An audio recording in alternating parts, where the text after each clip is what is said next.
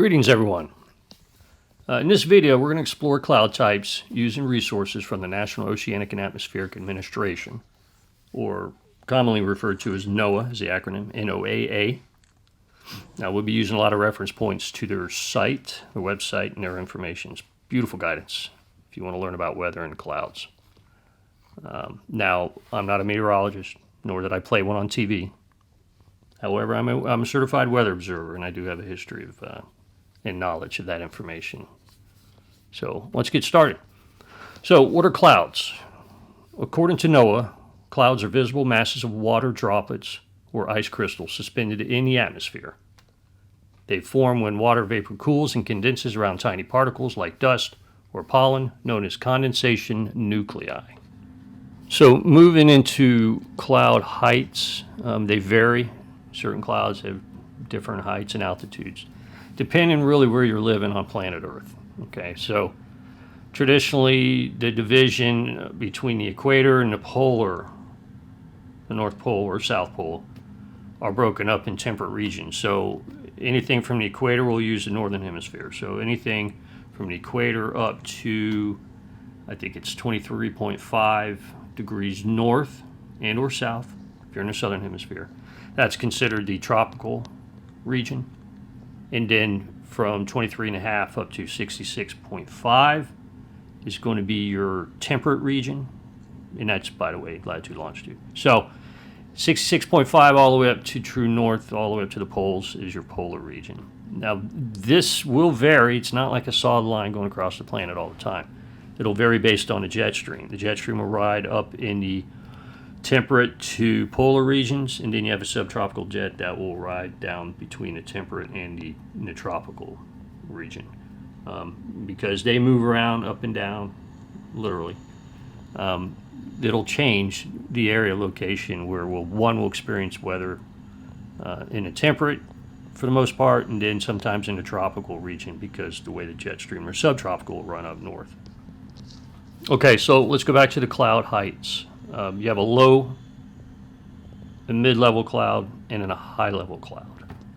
Now, going back to what we just discussed, the tropical region up to the Tropic of Cancer in the northern hemisphere, Tropic of Capricorn in the southern hemisphere, that region, clouds on average can, on the low side, the low clouds will be from the surface up to 6,500 feet. That's 6,500, or 0 to 2 kilometers.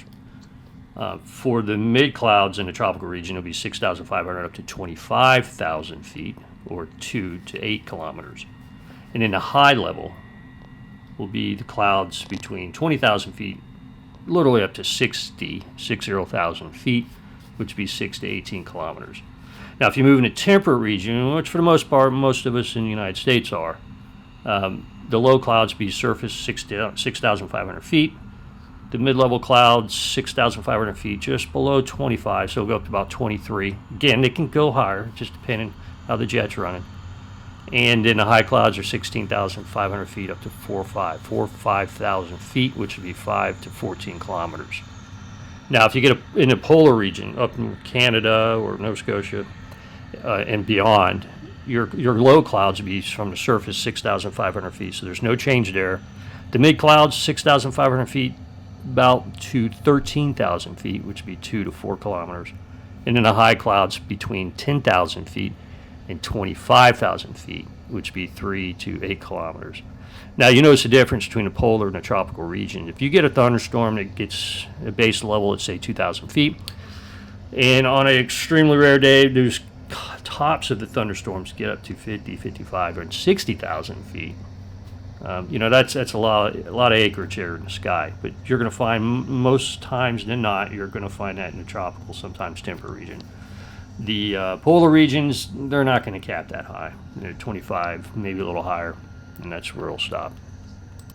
All right, so let's talk about the clouds on the low level. So that would be from the surface, ground level, to about 6,500 feet. Again, it can vary a little higher, a little lower, depending where you're at and the season and what's going on with the weather. So first one up would be stratus. So again, stratus is a layer, usually gray from the surface. If you're above and the sun shining on it, it's white, can't miss it. If it's thick enough, it can produce drizzle or types of ice prisms or any kind of grain, depending on how cold it is outside at the surface, ice 5,000 feet or 6,000 feet up. Often, they'll be solid. Sometimes they'll break up. You can get above it, and you're in a blue sky unless you've got a few more layers above you there that you'll see.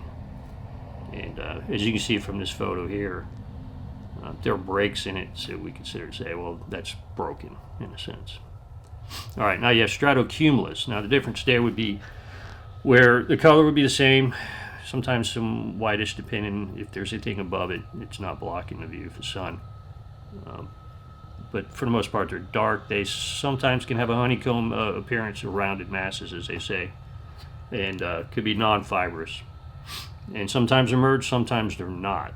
But they will have a little bubbly build to it. So that'll be the difference between those two. All right, and so the next one here we're going to talk about would be the cumulus cloud. Now the cumulus cloud is considered the fair weather cloud. It could be a single lone cloud or a bunch of single lone clouds, or they're getting attached lone clouds, which makes them no longer alone. However, they're pretty much sharp outlined. You can't miss them. They can literally extend from the base of where they're at above the ground and become a thunderstorm, which we'll talk about that in a minute. So usually they have that cauliflower appearance as they start growing. If the atmosphere is just ripe, it'll grow.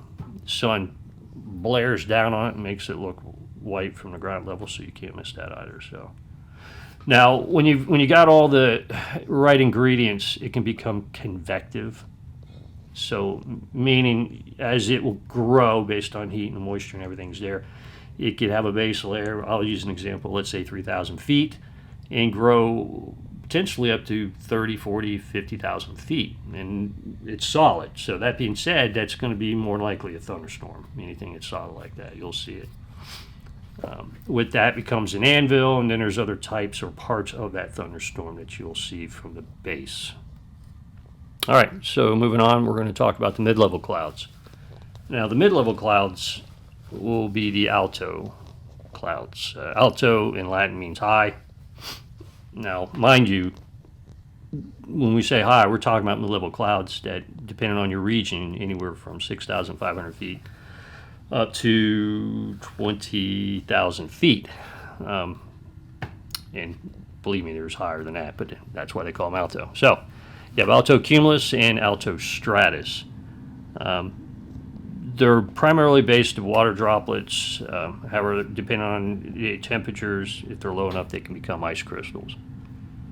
So, and in here where you can see some of these clouds, the alto cumulus, for instance, which would be kind of white or gray patchy sheets or layered clouds, composed pretty much of plates, rounded masses, or rolls, similar to what you'll see on some of the other clouds from underneath. They could be partly fibrous, and they may or may not diffuse, or at least be merged. What I mean merged by being connected. So now, sometimes you'll see the edge of them. They can be transparent patches. Sometimes they're not, the edges of these alto cumulus clouds. So from the ground up, they could be, on average, I've seen them between 12, 13, 14,000 feet. They could be higher.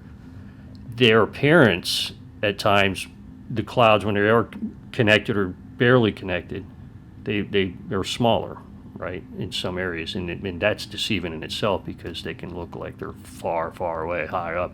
In reality, they're the same layers, sitting there at, let's say, 13,000 feet. And you can have another layer above that, 17 or 18,000 feet. So as you can see in the picture here, this is what that looks like. Now, the other cloud would be the alto stratus. So again, high, but it's a stratus layer. Bluish kind of cloud sheets. They're layered, so you got the fibrous clouds that look like that. Now, they'll either totally or partially cover the sky. And if it's thin enough, you might be able to see the sun coming through it. On a night, I've seen them where, they were thin enough that the moon was poking through it. Now, mind you, these aren't clouds that are hanging down close to the ground like you'd see fog, but they'd be up above 6,500 feet, which is over a mile, up into 15, 20,000 feet, depending on your region. And here's an example of what that would look like. Now there's also another one, it's called nimbostratus. It's a result from just a thickening of the altostratus, and then it produces rain. It's dark, of course, it's very thick, and if it's cold enough, it's not just rain, it's snow. So these are things you, of course, will see up in the northern regions. Now, one thing I do want to add on these altocumulus, and usually, well, I'd say for sure, yeah, around the morning times, or in the afternoon, late afternoon as the sun's going down, depending if there's other layers the sun's penetrating through. It'll give that appearance of a mackerel sky, all right? Fishy, scaly kind of. So really cool. Cirrus clouds, which we'll talk about in a minute. Thick cirrus clouds that produce a beautiful light show for sunrise or sunset. All right, which moves us on to the high-level clouds. Now the high-level clouds are the cirro. So the cirrus cloud, the cirrocumulus, and the cirrostratus clouds. They're all high-level clouds that hang out probably in the 30, 35,000 foot range, but they can be anywhere from 20 up to 50, probably less than that. But if they're blow-offs from a thunderstorm, depending on how high that thunderstorm went, they're going to be up there, 45, 50, 55, 60. So they're typically white in appearance. But again, they can bring some magnificent colors of to the cloud as the sun's either going down or coming up as it hits and refracts. It's a beautiful sight. So, all right, let's talk about the cirrus cloud. So the cirrus is on average, most people see these. They're detached, they're on their own. They can be delicate filaments as it's described. Some are patchy or narrow bands. You might see them just streaks across the sky. Some of them can be fibrous and silky sheen appearance, so just keep that in mind when you're up there looking at them. Cirrus clouds are always composed of ice crystals based on their altitude and the temperature and the moisture. That'll be reason for that. So look at the photo here. There's a couple of them here where they're just straight up cirrus clouds. If it was a clear day below these, blue sky, but you have just nothing but these high wispy clouds, they're the cirrus clouds, way high. All right. On to the next picture here, we see the cirrocumulus cloud. Now, they're thin and white, just like the other one, but they also have that patchy sheet, and they're somewhat regular, kind of grainy, without shading on it. But they also look like tiny little cumulus cloud, but they're high up part of the cirrus cloud. So, and then lastly, we have the cirrostratus. Now, these are basically the cirrus cloud, veil-like, but they're thicker, meaning they're just thick top to bottom. They can appear fibrous or smooth, either way. But a sheet of it is can be partially covering the sky or cover the sky in its entirety. So you could have nothing below you, or I should say below that cloud, and it's just you at the ground level, and then this thing hanging out there 40,000 feet, 35,000 feet. But it's so thick that either the sun will be able to penetrate it or it won't. And if it does penetrate it, it brings on a hue. It's pretty cool to look at. So if you look at a photo here, you'll also see that there's a ring around it. Sometimes you'll get a sundog, which are kind of mock rainbows on the edges of the sun, which you could see transparent through that high thin cloud, or the ring around. Again, that's the sun. I wouldn't say again, but that's the sunlight hitting those ice crystals in this cloud and refracting. Okay. And it just brings out that rainbow appearance because it's hitting all the colors. So that's the low, the mid-level, and the high clouds. Now, one thing I do want to bring attention to with clouds that I've noticed and around the internet, if you watch storm chasing, you'll see those too, are the difference between a wall cloud and a shelf cloud. A shelf cloud is basically the outflow from a thunderstorm. Wind's just blowing this thing out. It's a low horizontal cloud. You could see that it almost looks like in the big storms, it looks like a disc, right? Or part of a disc. It's just leading edge kind of pushing its way out from the thunderstorm. It looks really cool. It looks ominous, but that's a shelf cloud. Now, a wall cloud would be a lowering of the base of a thunderstorm where a potential tornado could occur, all right? And it's usually the wall cloud's got rotation in it. It's not going to be the whole thunderstorm that I'm aware of, but whereas the shelf cloud coming at you would look like the diameter of a thunderstorm and just keep on trucking, or I'm sorry, not the diameter, but the width. Keep on trucking towards you if the thunderstorm's coming at you. So the difference between those two are, just know them. You know, wall cloud, possible rotation, lowered base of a thunderstorm. And the shelf cloud itself is kind of a horizontal cloud sticking out from the bottom of it, pushing itself out. Looks like a ramp, really, if you look at it. Now, some of the storms, and it can occur down in southern regions of the United States, and as far as I'm concerned, the United States itself, the plain states get big ones too, are called the cumulonimbus mammatus.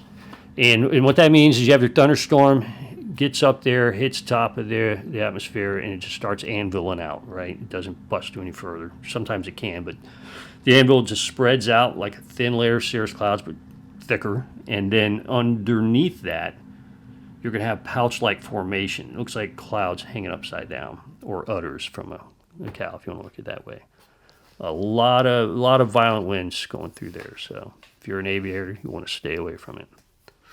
Now, fog is basically cloud at the low level, you know, where we all hang out on the ground. So that's just a cloud down on the ground. That's what fog is. So now, one last thing I want to talk about is contrails. Now, clouds are also known as contrails, ice contrails, are from hot exhaust coming out of an airplane, of its engines. And when it's in that high, colder climate up there in the sky, it immediately starts turning to ice crystals and becoming a cloud, if you will, and it forms that. So it's not chemtrails by no means. If you want to look at it by the book, I mean, if it's just water coming out of there, vapor coming out of the engine, that's one thing. So not going to get into that. But anyway, that's pretty much what a contrail is. So now you have the tools to understand the different cloud types and what they indicate about the weather. I encourage you highly to look at NOAA's site. It's fantastic. It's got a plethora of information, a lot of education tools on there. And thankfully it's available to us. So if you have any other questions, feel free to leave them in the comments. This is considered an open discussion. This is just my take on clouds. I figured it'd help somebody if they didn't know where NOAA was at as far as the website, or even venture to go over there. So let it be an open discussion. Keep it simple. All right. So remember, if you like this, hit the like button. Subscribe if you want to do that. I've got a lot of aircraft videos on here if you're into that stuff. So hopefully you learned something new. Thank you.